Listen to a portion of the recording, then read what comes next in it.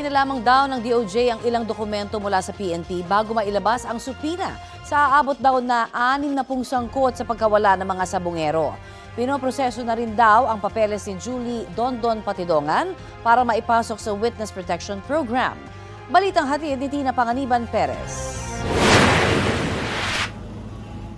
Isasalang na sa preliminary investigation ang mga reklamong multiple murder, kidnapping with serious illegal detention, enforced disappearance at iba pang inihain ng mga kaanak ng 34 na nawawalang sabungero laban sa mga respondent. Ayon kay Prosecutor General Richard Anthony Fadulyon, pumasa sa evaluation stage ang mga reklamo. Buo na rin ang panel of prosecutors na hahawak sa pagdinig sa mga reklamo.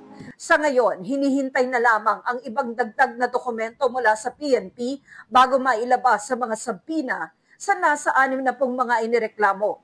Sa briefing ng House Committee on Human Rights, sinabi ng Department of Justice na wala pa sa Witness Protection Program ang whistleblower na si Julie Dondon Patidongan. Still on the process. The witness can only apply under the Witness Protection Program once the case has been evaluated by our prosecutor. According to our police counterpart, the witness is very much secured. There's no doubt that something like this is definitely urgent. And we expect, of course, DOJ to act swiftly. Ayon sa DOJ, 18 police officers ang umano'y sangkot sa pagkawala ng mga sabungero. I hope that the current investigation being made by both NBI and PNP actually cover big fish or influential or big personalities. I give the full commitment of the agency in pursuing this investigation until the end. There will be no sacred cows. No government officials will be spared from criminal liability in the case of the abduction of cockfighting aficionados.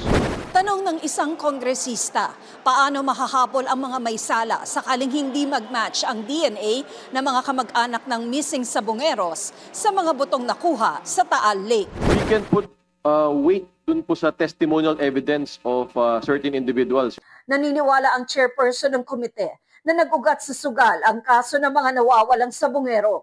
Gambling breeds other evils, crime, corruption, and violence. The case of the missing sabungeros proved this once again. Sabi ng Department of Information and Communications Technology, mahigit 50,000 illegal e-sabong sites na ang napatake-down nila mula 2023.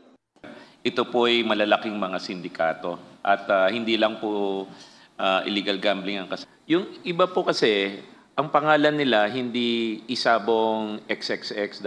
Minsan, pinapangalanan nila na candy, that something. So, yung iba kasi dito, Mr. Chair, overseas eh.